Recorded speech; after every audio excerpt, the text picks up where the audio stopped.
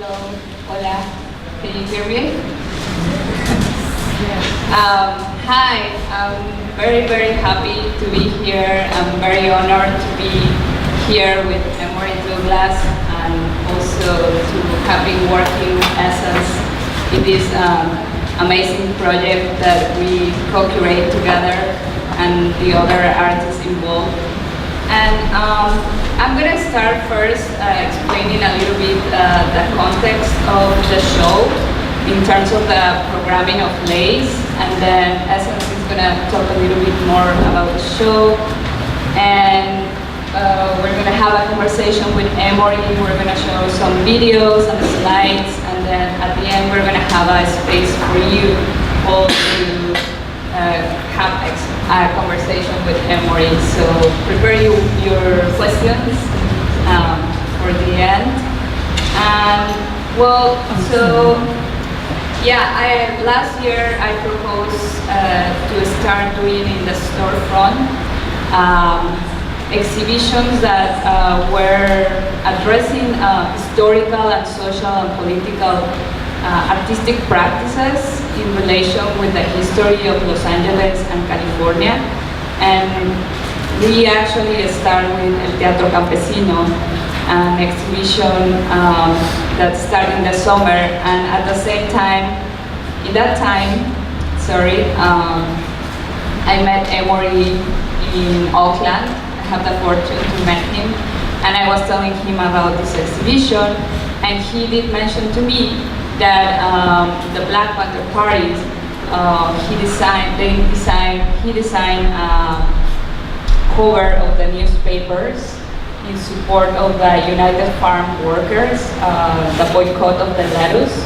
So actually for that show we have the newspapers there. So this space, and in the summer we are like trying to have these artistic practices that are still part of our context, but they are usually put in a historical section, and we wanted to bring it in and put it in a conversation with a contemporary art space like Lace, because we believe that it's very important to revisit the artwork, in this case of Emory, from the past, but also his present artwork and also his influence. So yeah, I'm gonna pass the microphone to Essence. Hi, thanks Danielle. So this exhibition is called World Visual Language, and what we wanted to do is put Emory Douglas's historical work and his current work in conversation with other contemporary artists.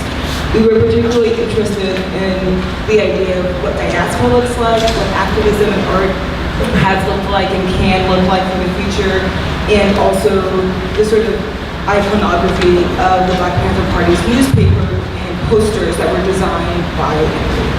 And pretty much the show uses the space, I think, quite well in relationship to that work, while also really engaging with the intersections and collaborations that Emory himself has done. So in the middle, you'll see the embroideries that are hanging. Those were done with Lynn Zapatistas in collaboration with Emory and his poster art.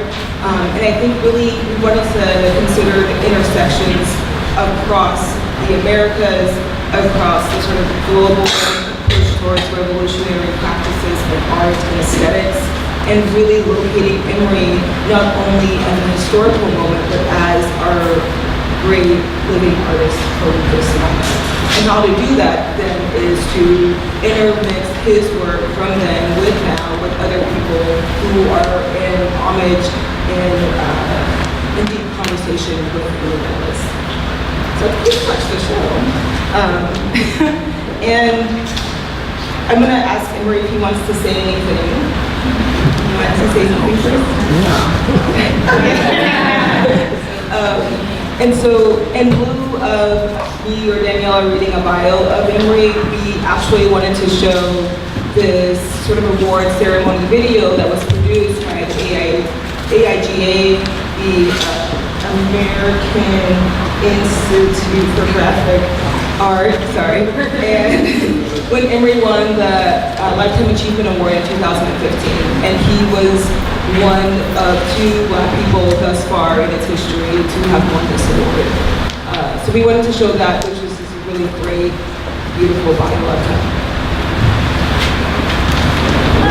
For 22 million Black Americans, the dream has been deferred, the promises unfulfilled. Twice as likely as whites to be unemployed. 3 times as likely as whites to die in childbirth. 3 times as likely to live in poverty. In the 50s and 60s, there was segregation here in the Bay Area and all over the country. There was a curfew for young blacks my age in the Fillmore district where I live. It was a disturbing thing. There were civil rights movements here in San Francisco. They were shown on the national news for dogs being sicked on the marches, being sprayed with the hoses, being beaten with the batons. You see that. The first time I got arrested was 13 years old. I was out there shooting dice with the older guys. I was just being bad as a youngster. At other times, the same thing, being encouragement, in and out. I went to the California Youth Authority. The last phase you go before you go to prison system. I was accepted to work in the print shop there. And that was really my first introduction to graphic designing. It was suggested that I go to City College. That's how I got exposed to how to put together publications. The whole advertising field was predominantly white. There was myself and maybe one other African-American student in the class. You're coming up at a time when this whole Black Power movement is coming about. I was beginning to do artwork in connection with that. Huey Newton and Bobby Seale took up the challenge and started the Black Panther Party. The symbol of the panther came from Alabama during the Civil Rights Movement. The discipline, determination to want to fight against the injustice. Young people who were confronted with the same issues that they are today. Police abuse, justified murders of young blacks, unemployment, wars going on. Even though some of that may have been a foreign language for me from coming out of the hood and where I was, I didn't come in as intellectual. Many people that come in the party, scholars came in because of desire or wanted to change things. Huey said, we're going to start the newspaper. We want you to be the revolutionary artist. My mom thought I was crazy. They took out an insurance policy on me because they didn't think I was going to survive. The initial idea was to inform and to enlighten and to educate people about the basic issues in the community and to tell our story from our own perspective. Initially it was myself, Eldridge Cleaver, running the whole thing. We used to work out of his studio apartment. We had an X-Acto blade, some white sheets of paper. We would typeset them on the typewriter with the ball, cut and paste them with rubber cement glue. We couldn't only afford for one color ink, and so it was black plus one other color. But as we evolved, we developed into a full-fledged operation.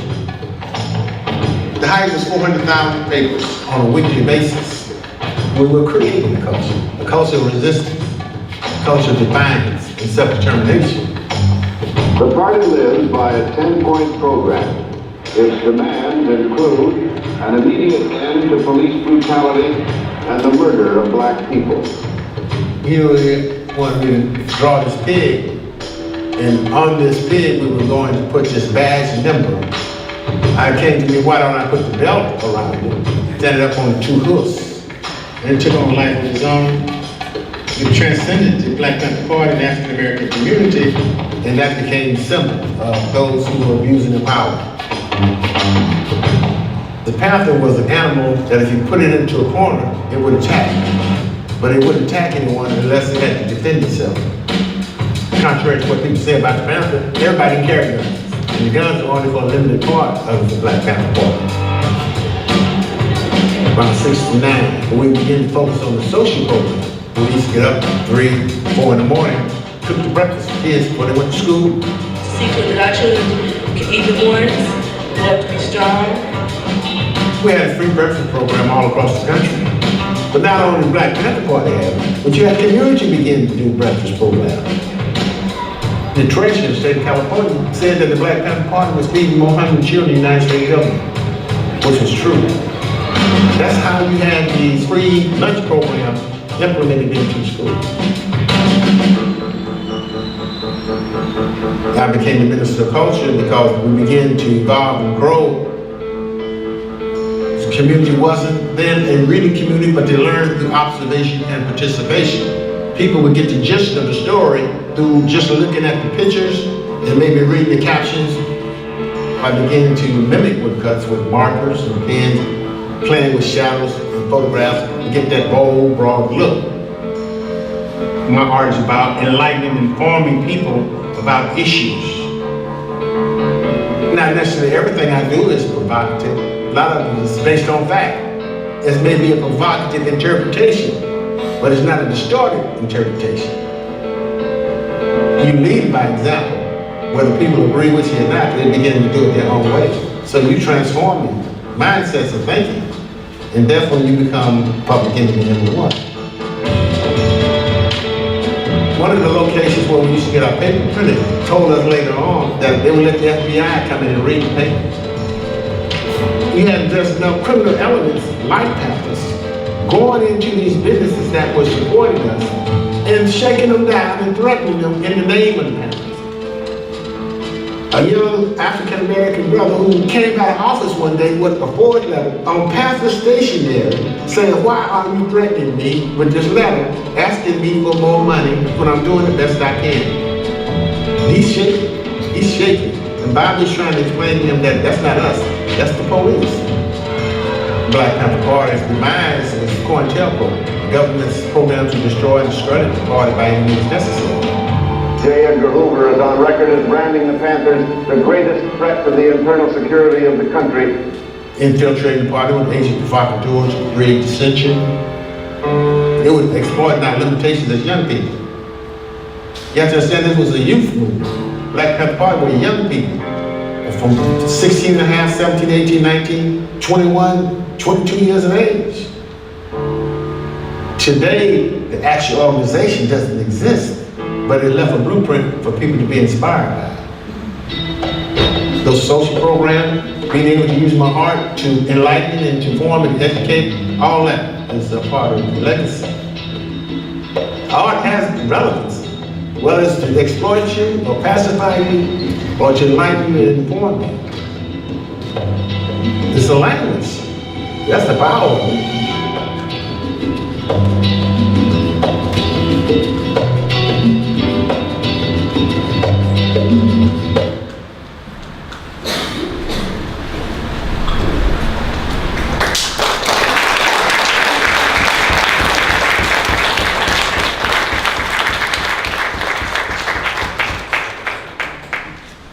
So, in the background, we're going to have some slides showing of various posters and EPP newspapers that Emory has designed. At moments, we'll be sort of addressing them, and want to keep the conversation flowing and moving, and also to basically have room for folks to ask questions. We're not going to be like deeply interacting with them, but we'll have a nice visual behind you. Okay. So, Emory, you became Minister of Culture and a revolutionary artist in the spring of '67, and I really wanted to talk to you and have you just kind of go on for a little bit here about your sort of initial ideas around design and layout of the newspaper, the reoccurring pigs, the poster art for the back page, and of course your bold black lines, right? So if you can talk a little bit about from the first issue, which you didn't produce, but it is behind us, and the color scheme, and then from when you came on and how you really, I think, made an icon out of the newspaper with your actual work. Well, first of all, I say all power to the people.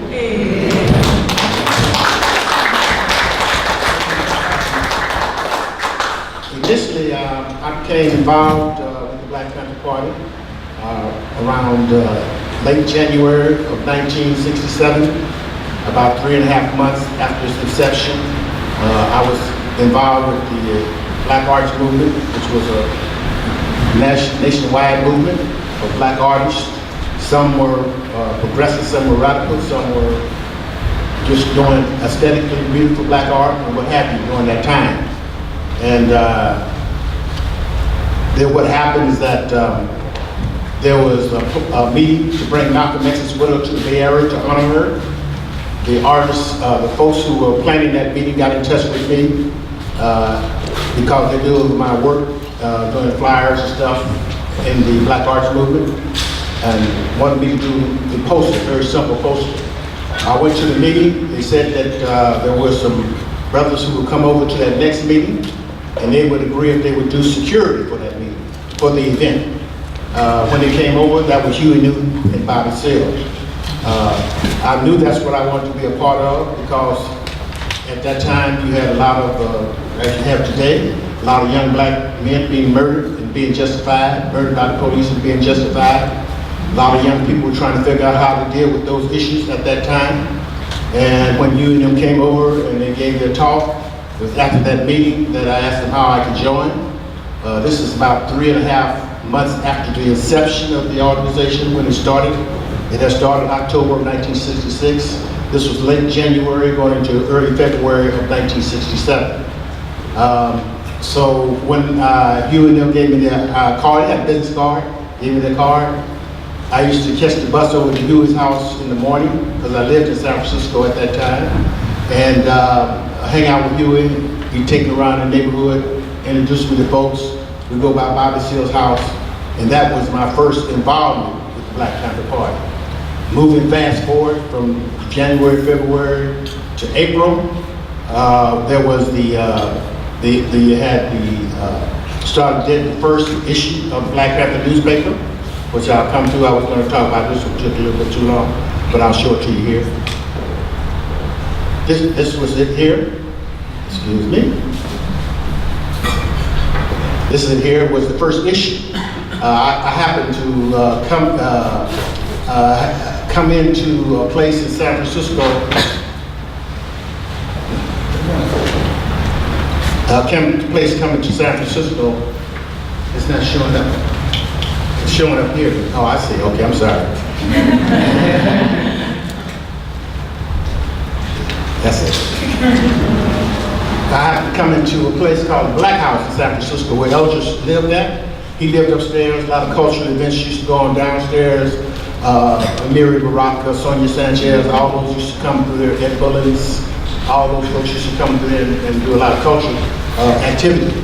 It just happened to come through there one evening, and there was nothing going on, and Eldridge was downstairs talking with Huey and Bobby, and I seen him working on this legal size sheet of paper, which is the first issue of the Black Panther newspaper.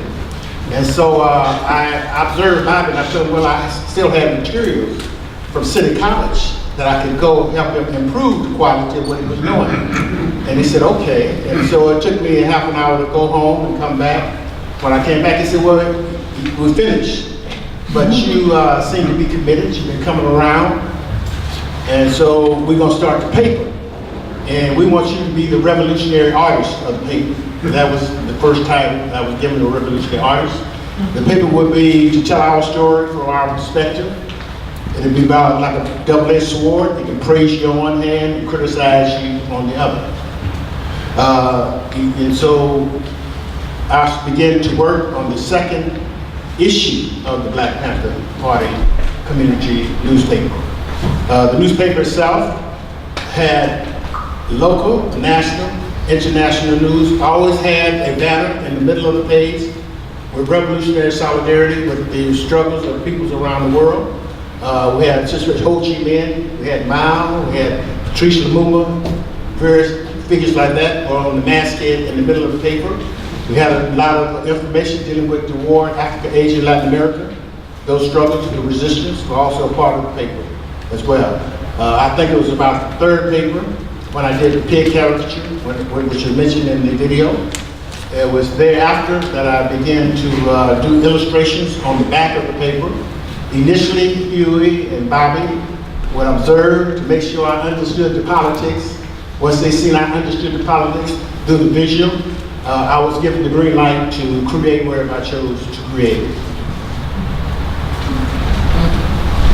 Yeah, Emory, so in relation of what you were explaining, since this was a very collective newspaper, and there were so many, like, you know, the ideology of the Black Panthers and so many messages and all together.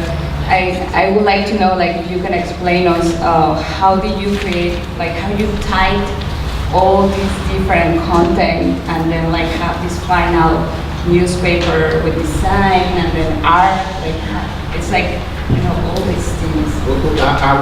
Well, I can do that by illustrating here from the beginning of this slide presentation that I usually do when I do workshops. Back in the day, so you can, artwork that you see of the newspapers and the Katrines out there under the glass. We used to use, and the how people would always ask, how did you do those? Well, first of all, I used to do line drawings, black and white ink drawings or markers or what have you. Then I used prefabricated material to integrate into the artwork to get the feeling of the textures and what have you. And the letter and what have you. Was this book we used to use here. I think scroll it.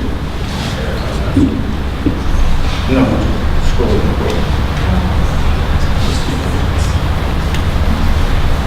But anyway, we used to use this book, format book, and in this book it had type fonts, it had these texture patterns, all those things that you could buy at the art store in sheets to integrate into your artwork.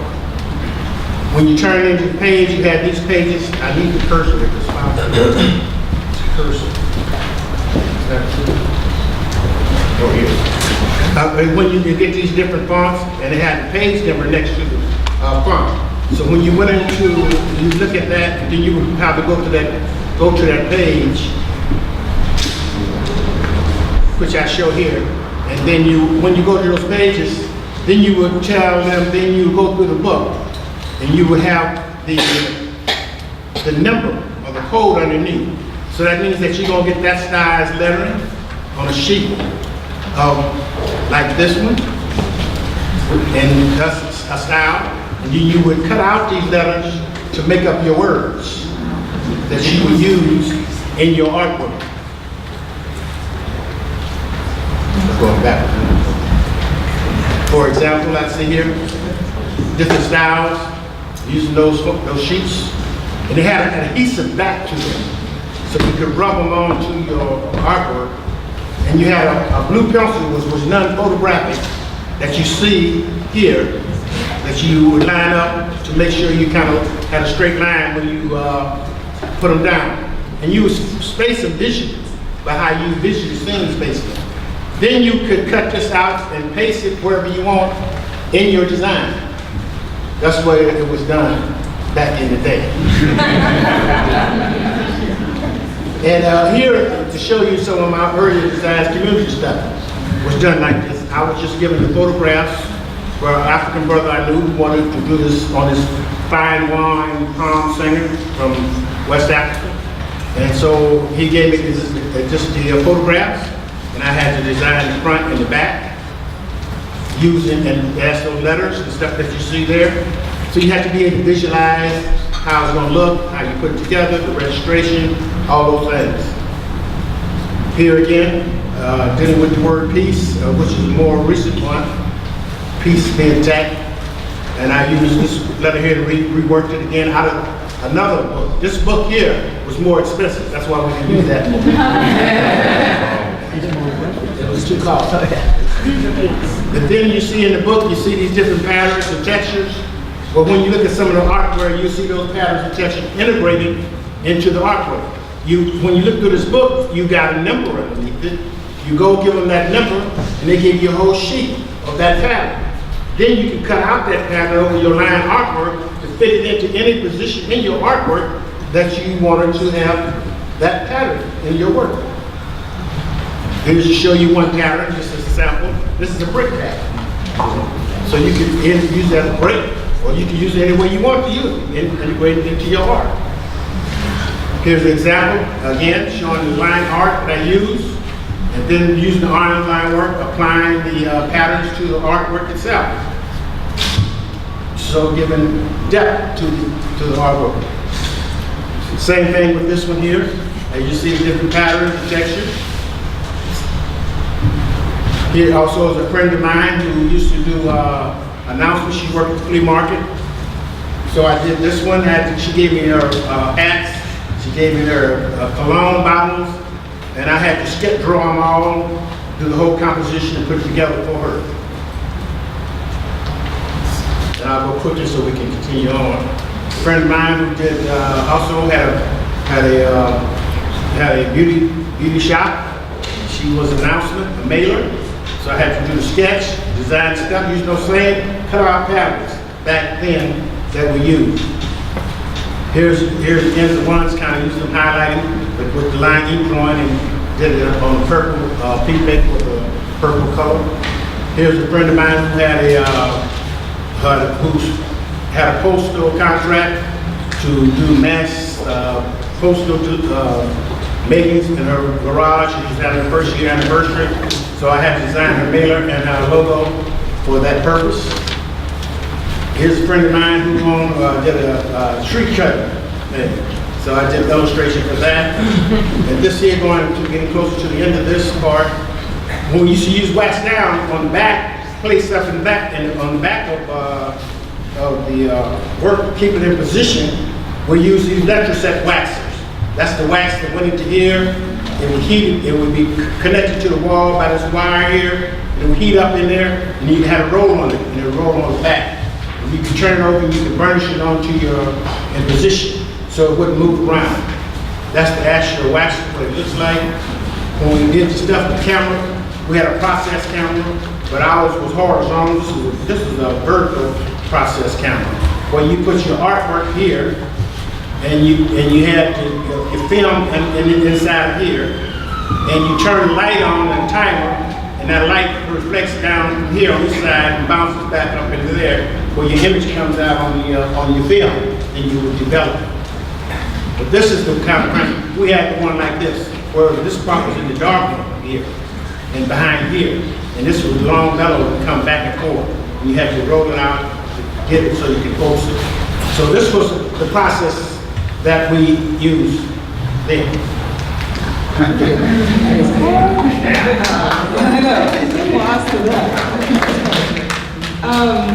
I'm going to go back to the idea of the back covers a little bit here with you, because there's about 5 issues with Basta Ya that the Panthers did, where half of the newspaper was Black Panther Party newspaper and the other half was flipped over, and it was for this cause of Chicano youth who had been falsely accused of murdering a cop. And I think that sense of collaboration, which kind of goes throughout the shows, and also exactly, and with the own sort of use value of the back of the Black Panther Party newspaper, you know, as poster art, or also as this other sort of form to get out a message via the newspaper or someone else's struggle that is in coalition. So can you just talk a little bit about that collaborative effort? Well, this came about, they were called La Siete de la Raza, the 7. And they had been charged with the murder of the San Francisco police. And they didn't have a lawyer, nor did they have any way to plead their case. So we connected with them, and we worked it out where they could use half of our paper. That would be Basta Ya, and the other half would be the Panther paper. We did about 5 or 6 issues, as you can see here. And what happened is that we got a lawyer, a well-known lawyer then named Charles Gary, who was a lawyer. We got him as a lawyer, and they were found not guilty of killing the San Francisco police. But you can imagine if they didn't have any assistance whatsoever, they might have been in prison today, or died in prison, or in the gas chamber. So this is a way of showing our solidarity with the people of color and our allied comrades in the struggle. Yeah, and then connected to those struggles, also there are like many newspapers that address international social movements. Yeah. You have the Mexico in 1968, the boycott, but also Vietnam, China. So could you talk a little bit more about how you were engaging those social movements and how you were connecting with Black people? Well, in 1967, we used to get a lot of news back, and we knew that the different liberation movements and stuff were reading our paper. We were invited to go to Cuba in 1967. And Huey Newton was sending me to go to Cuba. But Bobby gets my not going because he said, Bobby, Huey, we ain't got nobody to work on the paper. So I wasn't able to go then. Later on, we had each one teach one. Therefore, in our cadre meant that whoever worked in my cadre or whoever people come in who had skills and wanted to work, you had to teach them what you knew. And it's called each one teach one. Therefore, once they knew what you knew and how to do it, then you could travel. And so that's how we evolved over a period of time. But we were invited to Cuba in 1967. We had Panthers who went to North Vietnam. We had Panthers who went to Vietnam. Panthers went to North Korea. We had solidarity with the liberation movements and all throughout Africa. And this was a youth movement that was inspirational to young people and people around the world. Because you had Panthers and Australian Panthers in Brisbane. We had the Polynesian Panthers, which were official chapter in New Zealand, who became official chapter in 1971. You can go to YouTube, and they had a documentary about their history called the Polynesian Panthers. There was the Dalit Panthers who were inspired by the Panthers in India. There were also Palestinian Panthers in Palestine, and there were also Panthers inside Israel during that time. So this was a youth movement that captured the attention of young people all over the world. We were invited to, I remember when Albert Big Man Howard Panther was invited to Japan. You had these two factions fighting over who was going to represent him when he was there at the airport. So we had Panthers who were in Scandinavia. We had support with the anti-war movement, resistors who refused to go to the war. Some went to prison, some left the country. They used to sell the paper over in those parts of the world. We also had the London Panthers in London, which was official chapter of the Black Panther Party. So this was a broad movement during that time. And we also, so before I won't forget this, when Paul Robeson was sick, we had Panthers in Philadelphia who would sit and took care of him during that time as well.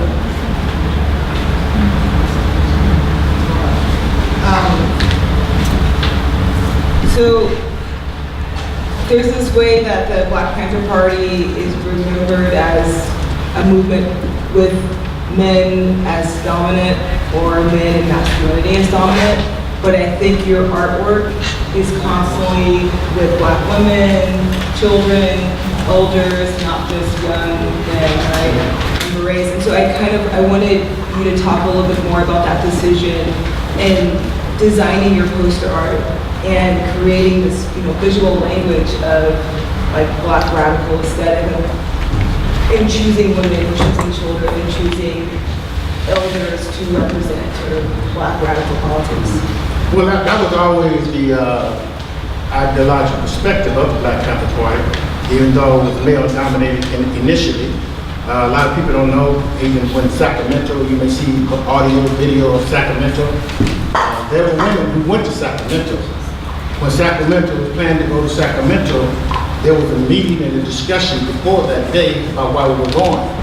But it was not only Panthers, it was that first paper I showed you was about the Dow family and the young man who'd been murdered. Well, his sisters and his brothers were also a part of the delegation that went to Sacramento. Artie Seal, Bobby Seal's wife, his wife, was also a part of the delegation that went to Sacramento. And there was another group called Mark Comfort who had been in the South and they did a lot of work for civil rights movement. Some of his people went to Sacramento. So this was a coalition of people, not just the Panther led it, but there were many various organizations who were part of that delegation to Sacramento. In the early days, in regards to the artwork itself, my mom was a warrior in the context of her life and her journey. So you're inspired by those things. You're inspired by what you see on a daily basis in the community. All those things played a part in the artwork that I was doing during that time. Now, to say that there wasn't chauvinism in the party, yes, there was chauvinism in the party. And we had to work to deal with those things to try to overcome them. You had brothers who came out of people come out of different walks of life. Some come out of the hood, using the B word, those things. So you had to deal with those issues. And we tried to deal with them in the context of those brothers who couldn't take orders from women had to work under those systems. And if they didn't, then they could be expelled from the party. Those kind. Then you had women in the early days who said, we want to be in leadership. Way before you had the chairperson as a woman of the Black Panther Party. In the early days, because they said, we're putting ourselves on the line just like everybody else. So that was always a narrative that went on in the Black Panther Party. We always one was trying to deal with it. And it was just natural for me in my artwork. It's just something, because we used to read about the liberation movements in Africa and in Cuba, and you would see how the women were a part of those movements, an integral part of those movements. That became an inspiration also as well in the artwork as well.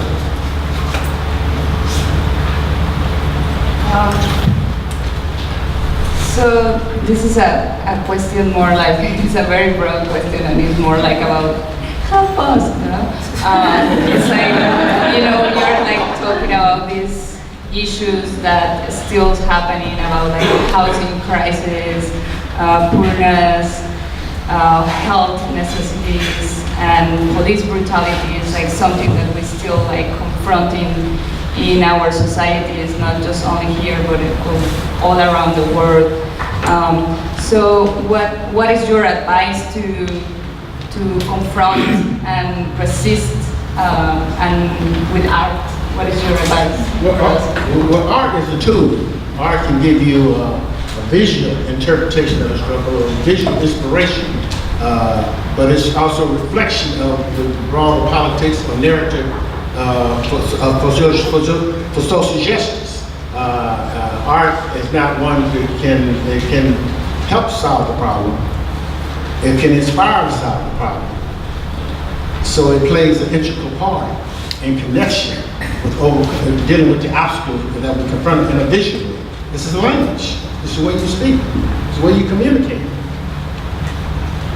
Can you, in conjunction with what Daniela just said, can you talk about then your remix work that you've been doing from the poster images from the 60s and 70s? Yes, I'll try to bring some of those up and right now. But that's one of my images that the Cubans remixed though. I'm sorry, one more, okay. There you go. Yeah, that's one of my images that the Cubans remixed. They remixed 4, 5, 6 of my images. And people used to see these images and they would think that I was copying the Cuban artwork. Folks who went over to work in the brigades, they worked to help with the sugarcane crop, and they would see these images and they say, we see that over there, you didn't do that.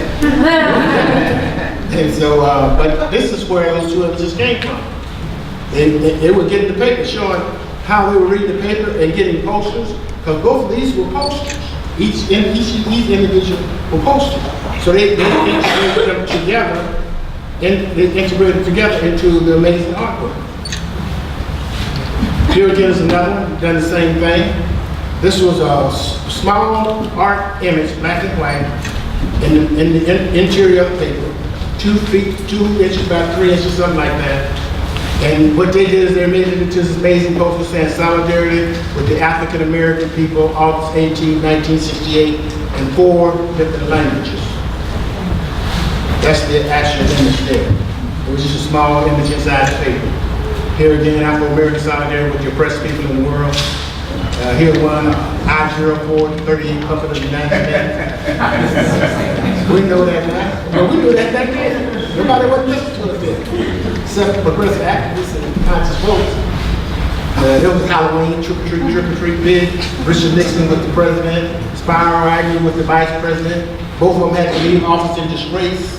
Criminals, again, just like Trump, criminals, running the government. That was conspiracy, COINTELPRO. Yeah. This one said, I wondered if, I can't read it, Ronald Nixon is bugging us now. Then I went on to read them, and I wondered if Trump is spying on us now. Then I did this one recently, the White House. You know, and he said, oh, you know, LBJ was the president, pooping on the people. Then you got Trump, when he talked about all the, he talked about Haiti, he talked about Africa, and all the different countries. Shit-ass country. That's, Richard Nixon wanted to be King Nixon. Trump wanted to be King Trump. Flush it down the toilet, Great Society. LBJ, 1960s, 70s. Trump, 2000. So I'll go further down and get to the, that's just where I had to elaborate on that. Yeah. They come out soon. But as you can see, we had we dealt with all kinds of issues. There's stories behind all these issues. Sometimes this conversation goes about 4 or 5 hours, depending on what images I got. But we always try to show our solidarity with the original caretakers. This was early days. American Indian movement were our allies. They were said, they even acknowledged that they were inspired to do some of the things they did by the Black Panther Party. This is Sonny Sanchez's first poetry book called Homecoming. I did the cover for that. This is a remix of that recently, of that image. Now these are remixes in newer art I'm talking about now. I call those Malcolm X, the father figure. It was in the book, I kind of played with remixing. This is from Dr. King. I did this for, when I worked for the Black Press in the 1990s and remixed it. That's kind of like Malcolm X the Warrior. This is a sister who used to read by her paper, and she would sit out in the back, and every week she would read her paper. And so I wanted to capture that, and with some slogans, some words to it. It says, it's a darn shame how the government won't give us, the greedy, a helping hand. So adding text to get a feel of what might be said. Here's one, again, a remix of Brother People's Free Food Program. Here we are living in the land of plenty while we people starve. Here's one, this brother here used to come get his paper. He'd be slushed, but every week he would just come get his paper.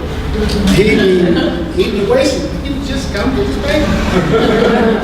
And so I just want to add this, I did play with this one that says, I know one thing, next time I vote, it's gonna be for people's power only. We've been lied to, murdered, jailed, brutalized, unemployed. I can't read the small thing. Can we make it bigger? Can you make it? Okay, I'm sorry, I didn't read up there. We've been lied to, murdered, jailed, brutalized, unemployed, neglected as infant, young adults, and senior citizens, forced to fight wars of aggression, manipulated to support wars against liberation. So a simple image with the text give meaning and depth to a person who himself had maybe just been burnt out. What happened? Here's again a remix of the one you seen earlier. This time I say our struggle continues from one generation to the next. Blacks were sharecroppers as well. We were some of the same deals, brothers and sisters were doing the 60s and 70s. Black people worked in fields as well. I remember my uncle, and they used to talk about it. And I remember when they used to bring the trucks to pick up black people in the community, to go to the field, to pick the fruits and the vegetables. And again, here's a remix. It says, educate to liberate. This one says, Mama said, HIV/AIDS is an act of genocide in Africa, and it's an epidemic in our community. Why is it an epidemic in Africa? Because they can't get the generic drugs, because the pharmaceutical companies won't allow them to have it because there's no profit being made in it. Health is wealth. I like to sing. Yes, fantastic.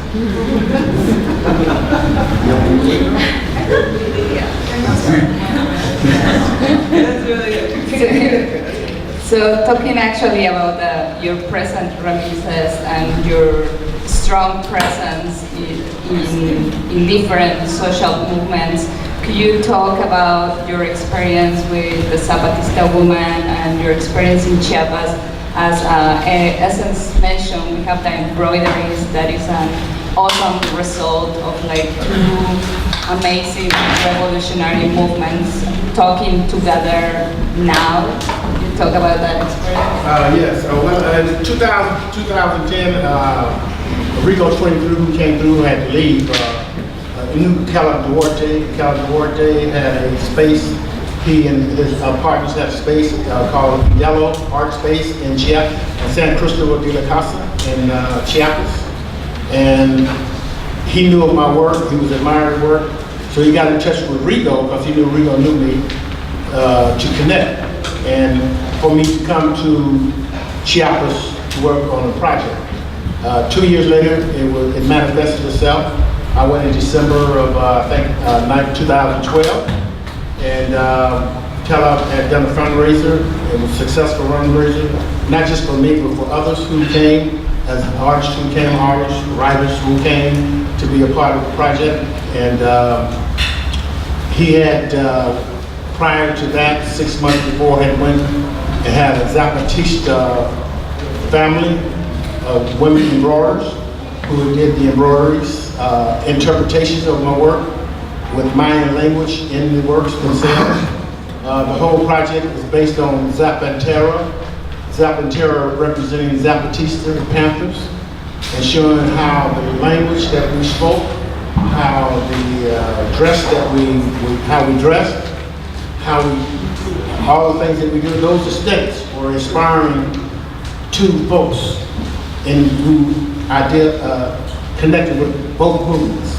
So it was basically about showing the connection, all the things that we did and how those things overlap from a urban to an agriculture, jungle type of movement, how they connected together.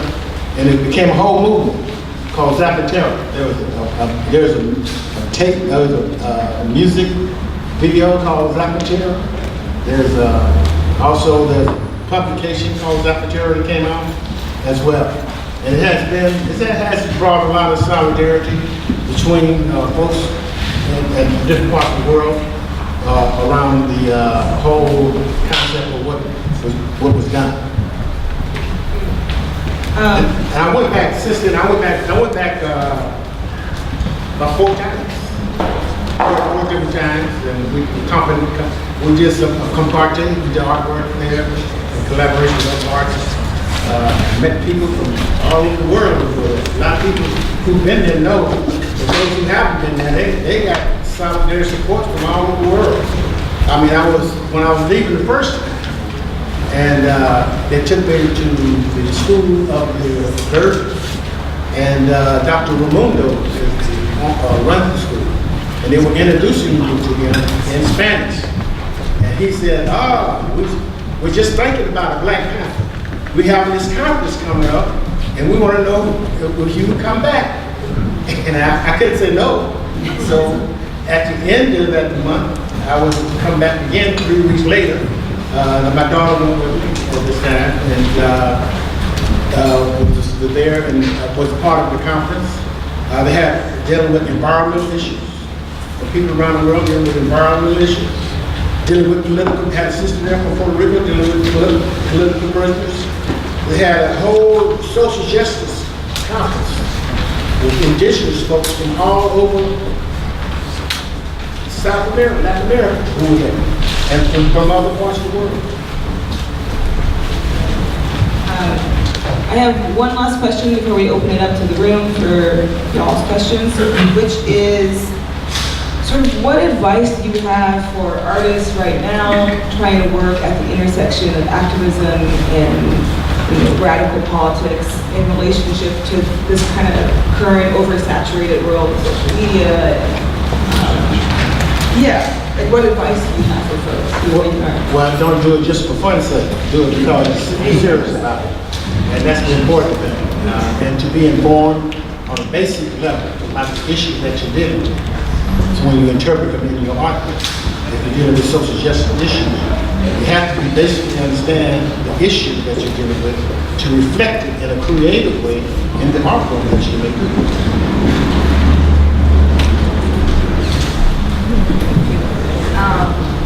So we are going to open for questions, but first we want to give, ask the Southern California Library. Michelle is here, and since they have been an amazing supporter, and also this show is traveling to South LA, so that's something very important that is happening as a collaboration between Lake and the library, and we really want to know, like, we want to give you the voice because you have a treasure there. You can tell them. I just want to say that you may have seen that the newspapers in this exhibit came from the library, and there's lots more at the library. So we want to encourage you because I think we understand seeing these images how important it is to make those connections, and how also things repeat themselves, and also how it's very difficult to understand what's going on now. You don't understand all the things that came before. So the library is full of newspapers, posters, papers from organizations and individuals, photographs, pamphlets, a lot more audiovisual material, and we encourage you all to come down and have access to these resources that are really our accesses, our resources for understanding where we are today and what we can do going forward. Thank you. Who wants to ask a question? Go ahead. Go back. Hi there. First of all, thank you so much for the talk. I was going to riff on the question that the last question I was asking. I was curious if you could talk to what are some of the things in organizing, specifically in artist organizing perhaps, that were happening in the 60s and 70s that you are not necessarily seeing the same way now that you think actually worked at a time but are not happening the same way now? Well, back then, I was a part of an organization, so the artwork was broader than just myself. It was a reflection of the politics and ideology of the organization, but transcended beyond that as well, by the fact of how people responded to the work itself. So you have to be in tune with how people respond to the work. That gives you a signal, a sign of what you may need to do, or may to do less of or more of in the context of your message and how you visualize it and project it visually as an artist. Then you have a whole other dynamics today than you had then. You have the electronic this, electronic that today. And I was a more manual kind of thing, and we use what we had. But we use it to our advantage as a tool. You see, so that's an important thing. All the things that you have accessible are tools to be used as creative tools. So you use them as creative tools to get your message across. But I don't. Comparing them to then and now, we done been through the crack cocaine epidemic, and we've been through babies raising babies 4 or 5 generations. You see what I'm saying? We got young people who got BET, MTV, and everything else 7 days a week, 365 days a year. We had maybe a program that came on once a week. You see what I'm saying? You got young people today who are selling the high-end bling bling and all that at 15, 16, 17, 18 years of age. Making $1 million out of their trucks or their cars, selling gangster rap, all this kind of, everything's going on. So you got a whole nother dynamics than you had then. So you have to compare to how you deal with it now, with what is. You have to deal with what is. You can't deny what is. This is what is. So how do you deal with that? How do you reflect that in what you do as a creative person?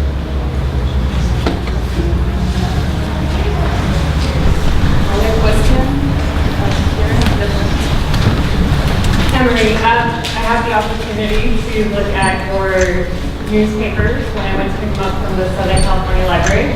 And I saw so many of them that we don't get the opportunity to see here. But did you know when you joined the Black Panther Party how important and sort of just very impactful your art would be today? Say the last part again. Did you know how important when you first joined, because you were younger, how important your art would be today? No, even then, I knew it was something bigger than myself, how people responded to it. And so therefore I had to think of it in that term. It's bigger than me, myself, in the context of the Came Out the movement. I know that there's always been people inspired by the work for many years, and what have you. There's nothing that I market. It's just that people's interest has been in the work as the time the young people stuff. And sometimes I wonder, I say, well, maybe they can see something in it that's imperfections and the graphics and all that they feel they can do themselves, or that it's compatible with them as they evolve as graphic designers themselves, and the message that may be in the message that was relevant then is still relevant today. Those are all possibilities. But I can't definitively say with an absolute. Thank you. Somebody in the back, here and then here and then here. So 1, 2, 3. So I'm curious, it's sort of tailing off of what the other gentleman asked. It's funny to hear you talk about how you use Letratone and that sort of stuff way back in the 60s. And it seems like even the art that you're doing today is very sort of symptomatic of that very sort of graphic, direct, sort of clear message. And I'm wondering how you see the internet and technology having affected the art of protest today from an art and graphic standpoint, because even your most recent work here still maintains that sort of graphic clarity that sort of, I suppose, came from your earlier training working in a different medium than technology. So I'm wondering, as you observe the protest art of today, how that's changed in a way that maybe is less or more effective. I'd be interested to hear your point of view about that. Well, I guess you can say both, because it can be more effective because it gives more people access to be creative who otherwise could not be creative. Don't have those abilities or skills, but through the technology it gives them the possibility of being creative and being in that way. Other than that, I don't. Can you go ahead and say it again, that right? Well, I was saying that your art started when that technology didn't exist, and it seems like the graphic style you still maintain today has much of that sort of very graphic bluntness and clarity. Whereas today with technology, I'm looking at these images in today's times, knowing what exists out there, and it's still so refreshing to see it so, in a sense, not politically correct, completely straightforward about what's going on here. There's no real room for nuance and interpretation, which today's world seems to give us the ability through, shall we say, technology. So I was wondering how you thought today's technology has affected the art of protest art. Not necessarily just the message, but the art, but obviously the two are intertwined. You can do 10 times more, and at the same time you can do one thing. And I integrate my work into the computer. See, so I learned how, but I try not to lose the integrity of the artwork. A lot of this stuff you see is I paint them in the computer. But I can also sketch them out first and play with rough and drafts, then scan the fine art into the community and play with the color combinations and all those things with the art. So I use it as a tool. But see, I can also go back and paint it when everybody sees it. Over here. Oh, who was the second person? I think you had the What was the geographic distribution of the newspaper? Was it free, or did people subscribe, and did it get outside the United States? Yes. And at its high point, what approximately was the edition size? Was the last one was?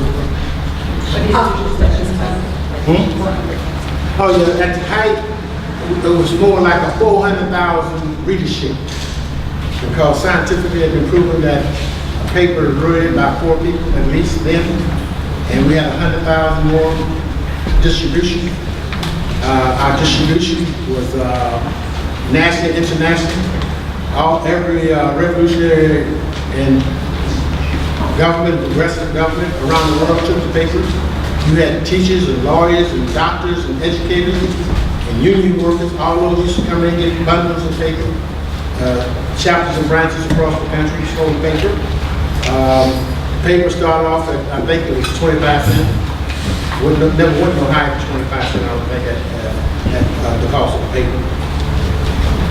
And the distribution was all over the world. We used to take, like when I mentioned, we used to take papers. When Bobby Seale went to Scandinavia, I think he stayed over for about 3 months with the draft resistors. They used to sell papers over in Scandinavia. We used to send them bundles of papers to Scandinavia and to sell. We used to send them to the liberation movements in Africa and Asia and Latin America and in Canada, all over. So the papers, and to show you an example though, when you had some pastors who began to become collectors and people wanted to sell papers, they said they went to some of the places they could never believe, out in the boondocks, that people had papers. Doctors and lawyers had boxes of papers. They made basements and stuff. So, you know, so people were collecting and reading the papers all over, everywhere. That was our lifeline. That was a lifeline to the world community. I just wanted to ask about your drawing style. Your drawings are really beautiful. Not everyone can do that. And I wondered if you could talk a little bit about artists who you were inspired by. I feel like I see sort of shades of artists from the 30s, from Germany and from the teens from Russia in your work, and I wondered if you could talk a little about artists who you were inspired by. Well, most of the artwork that I was inspired by was work that came out of Africa. I mean, I tried out the posters outside. They used to, you go online, you can see those posters today. Amazing posters. But I always took the point of being inspired and not trying to duplicate. And so I did see some of the Russian posters back then. We used to see the Chinese posters when they used to do the big ones, saying Afro-American solidarity, Chinese solidarity with the people of the world. And those posters, all those things. The struggles, the Palestinian posters, anti-war posters, the African liberation posters, Mozambique and all those amazing posters and stuff. So that was the foundation, you know. But I can tell you that as a youngster, as an artist, I used to stay at my auntie. My mom, she was legally blind, but I used to stay at my auntie a lot. And she used to get this calendar every year of this black art. And I had seen black art as a youngster, 8, 9, 10 years old. And when I grew up, I kind of realized that was, and it was from this insurance company. Each year, when I grew up, that was Sean's wife. Well-known black artist. So that was kind of an inspiration, you could say, whether consciously or unconsciously. And my style just developed, critiquing, evaluating the style that I did, and trying to improve it for myself, what I thought was visual, and then I would share that with them today, like I did. I should say, hey, what you think about that? Ask my daughter, ask my grandkid, what you think about this? And I just hear how they say, what they might say, how they may say it. That may give me a feel that it's relevant, it's not relevant, or what have you. If I would choose to change it, then I will, you know, those kinds of things. Yeah. Can you describe a little of your sort of emotional reaction and being at that time at the height of the newspaper, the mid-60s and whatnot, and kind of describe the atmosphere for yourself and how, I mean, what if there's a lot of fear involved and intensity and thrill? Can you explain a little bit about some of the complexity and emotions? And we were young people, we was fearless. But we had fear. We all had fear. That's human nature. Yeah. But it wasn't, you know, some people who had fear, who couldn't stay, they just left. You know, others stayed. You know, so some people only go so far. You know, in the context of fear. in that context. But it was something that was going to chase me away from my commitment to what I was doing. And, in that context. I mean, there had been a lot of stuff, point, tempo, play, I remember a time when Huey Newton was on trial, and at the courthouse, we had just 2 or 3 people at the office, so we had to do printing and stuff for the community office, and I had to go get some paper from the paper place, and this guy who we knew, who we used to eat at their restaurant in the middle of the block, who found on that restaurant, and a couple other guys were just standing out on the curb. When I came back, they had 4 of those right across the front of the office, and they said, auction, building facility. And I'm saying to myself, I said, this building ain't for sale. And they said, yes it is. And I heard a hostile manner, so I knew it was something. I went in and I informed the other 2 or 3 comrades that were in there. We had a 2-story building right on the corner, had windows in the front and on the side street. And I went up and I looked up the side street. As the side street, I seen this car come up. It was a green car. That was an Oakland Police Detective car. One of the guys came around to the driver's side. And I'm looking down and I seen him hand the guy gun out the car. At that time, I explained to those who were there what had took place. And I was going to the courthouse to inform folks at the courthouse. When I got to the courthouse and recession was about to take, the same guy who they gave the gun to was coming out the back with the police. And I said, that's the guy right there. Erica Huggins, who run this program for mentally challenged folks at one time, said she knew him because he was in her program. So you had those kind of things that went on. We have time for like 2 more questions, so who else would like to ask? It's not so much a question, it's a statement. The Golden State Insurance Company calendars were very influential and are now in the collection of UCLA Library. But a few of them will be on view. The ones that Charles White illustrated, and I'm glad to hear you talk about the calendars. And I know you mentioned Charles White, and I read some of your comments about him. I just wanted to announce, in case people didn't know, a major Charles White exhibition opened last month in Chicago, his hometown, and then it's going to the Museum of Modern Art, and will be on view here in LA at the LA County Museum of Art next February. So, you'll be able to see things that you were inspired by and other people were, since it was such an active component in the Black Arts movement. And it's nice to hear you. No, thank you. As you see here, did with the issue of global warming. That's what this one is about, global warming. And that was what this one was about before. That was also SOS, global warming. You see, and this one is Arab Muslim Islam, U.S. government's coded word for terrorist state discrimination. Blackmail, U.S. government's coded word for hate, discriminate, kill. This one is Police Terror USA. As much as things change, some things stay the same. Why do they get to brutalize and murder us and we get to blame? It's called Black Hole. Here's the one called Legal Lynching, Then and Now. Attorney General.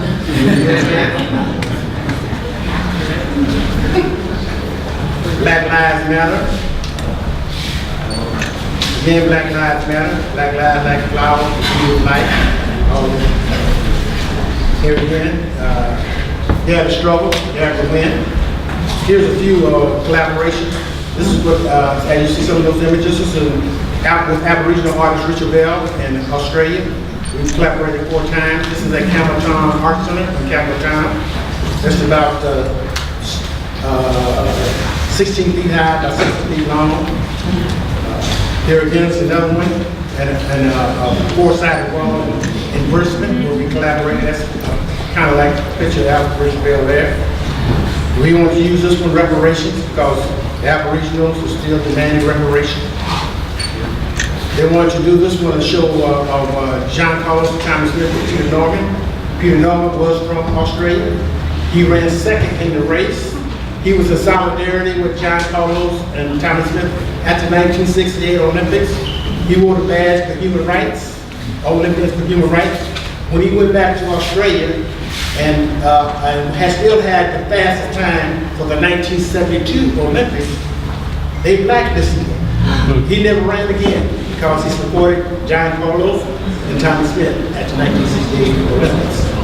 So we did this one because we asked to do it to bring attention to a lot of young people who weren't aware of that issue. Here's the Zapatista embroideries, as you see outside. Maybe one of them may be. Here's when we went to a Zapatista school in the jungle. This is out in the jungle. This is like their auditorium. And we have to sleep up on this platform. We have to bring our paints. They give you tender love and care, but that's all they can do.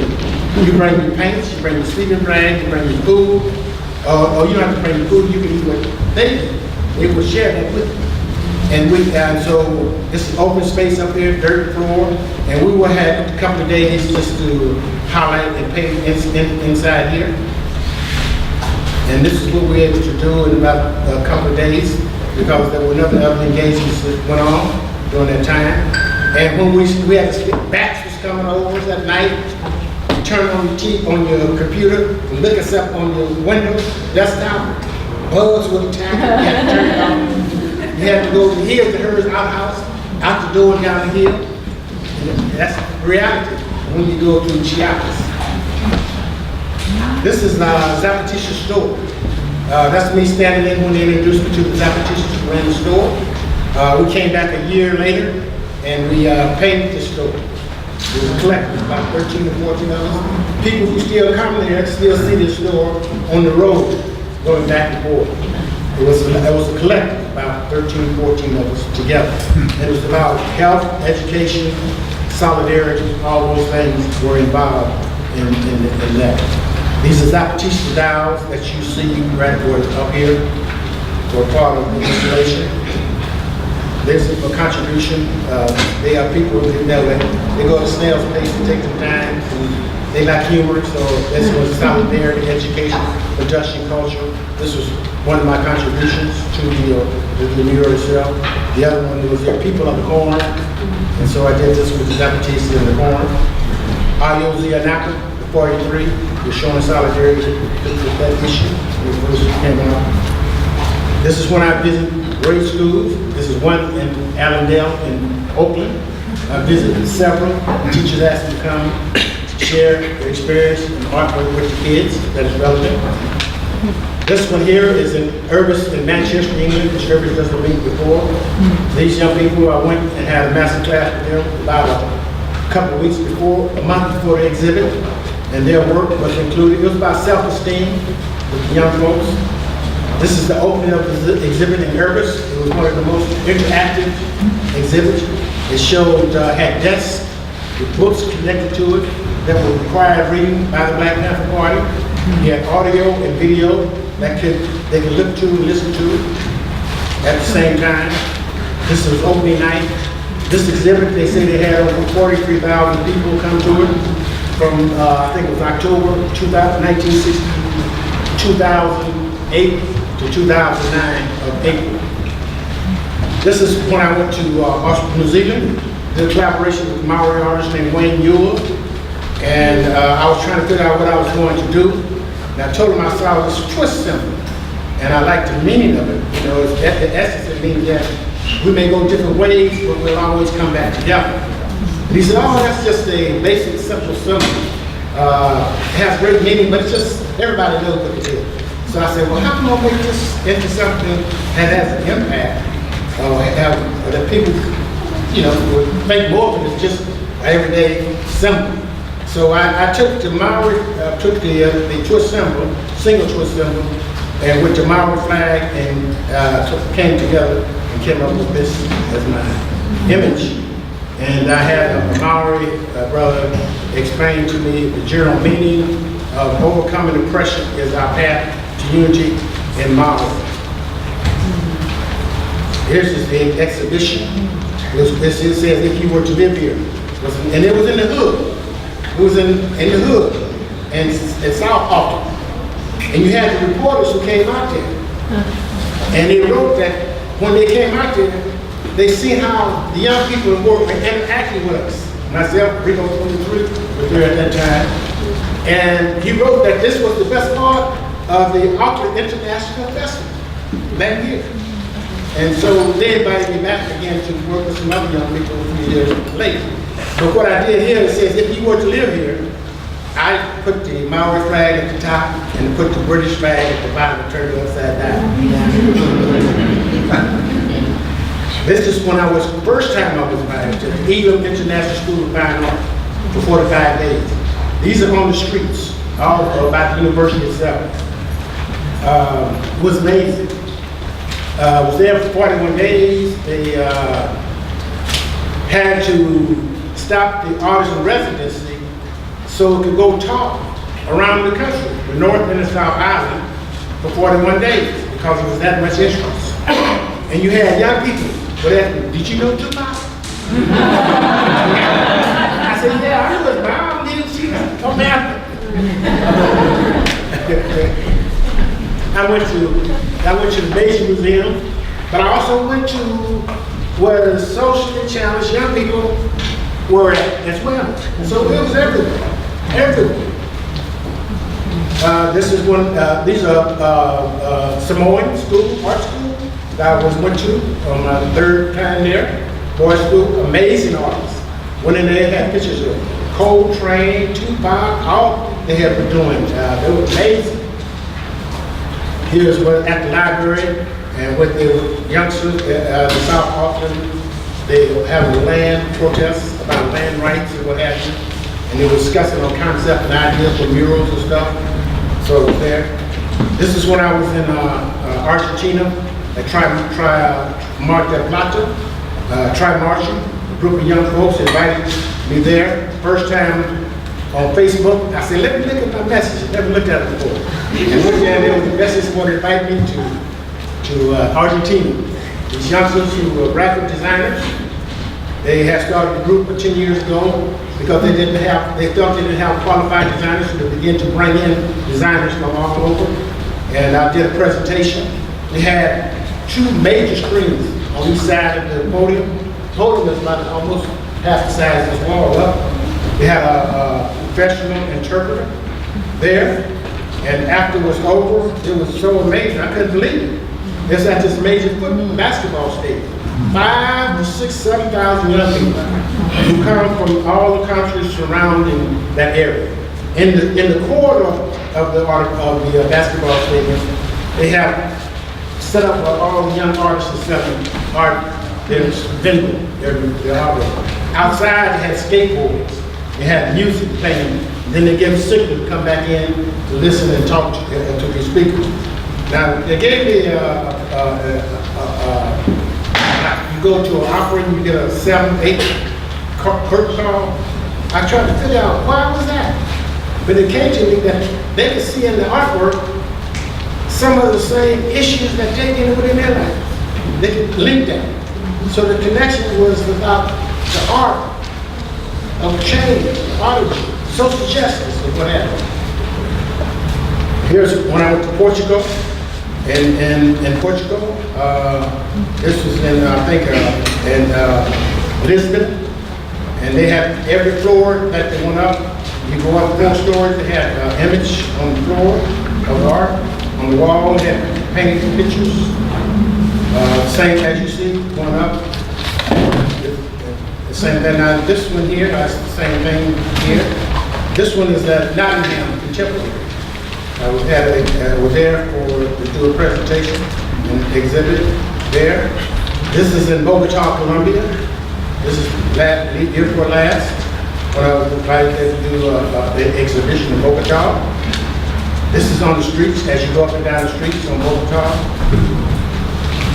This one here is in Brazil, and this is in Sao Paulo. It's a huge complex, cultural complex, have all kind of programs, food, everything, all amazing. And this is as you enter. These are the elevators. They even have the elevators. There's 5, 6 elevators. What are you talking about? This is the opening up of getting for Brad for the opening of the exhibition. This is the opening night. This is at the Lorraine Hansberry Museum, where Dr. King got assassinated. When they first opened up, they requested to have a pamphlet exhibit and artwork at the museum there.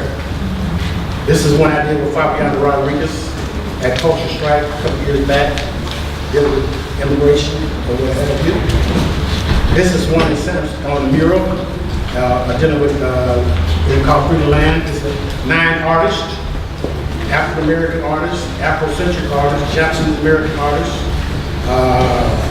Native American artists, Indigenous artists, Jewish American artists, 9 artists. We had supporters who were there who helped mix the paint. We also had those who did the master spray painters who sprayed the back parts of the artwork itself. And this is the opening night. And this is standing with the young Palestinian kids. This is in connection with Haiti. When the, you had the military were there who feasted in the water. They called the cholera epidemic. And the UN didn't want to acknowledge or accept the fact that they had anything to do with it. So this is what this was about. This is about mental bondage. Youngsters, less than 1%, that gang banging, talking bullets, shooting bullets. And in New Zealand, the youngsters liked that image because it reflected gangs over there. So they wanted to do a positive spin on it. So they were inspired, and this is when I took them back last year to work, and they wanted to do this. This is images now at across from a library at one of the malls there in New Zealand, in South Auckland. This is a good friend, Tommy Edie. When I went there, he was one of those official ones who met me at the airport with the Polynesian Panthers and gave me official welcome into the land. He's an artist himself. This is endangered species. These youngsters don't realize they put themselves into proper prison. There's prison industrial complex, private property, justice.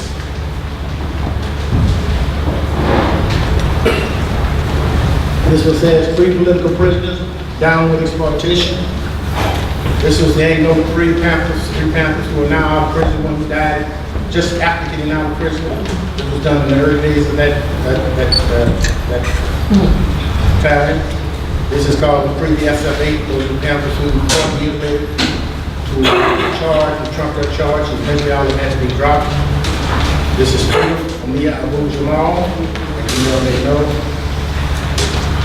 This is says free political prisoners, freedom fighters, for Freedom Fighters USA, fighters for peace, justice, freedom, particularly the struggle against recognized, cruel, and oppressive conditions, government's inhumane policies and actions. And this is another one, and educate, to liberate, all power to the people. What did I do there? No,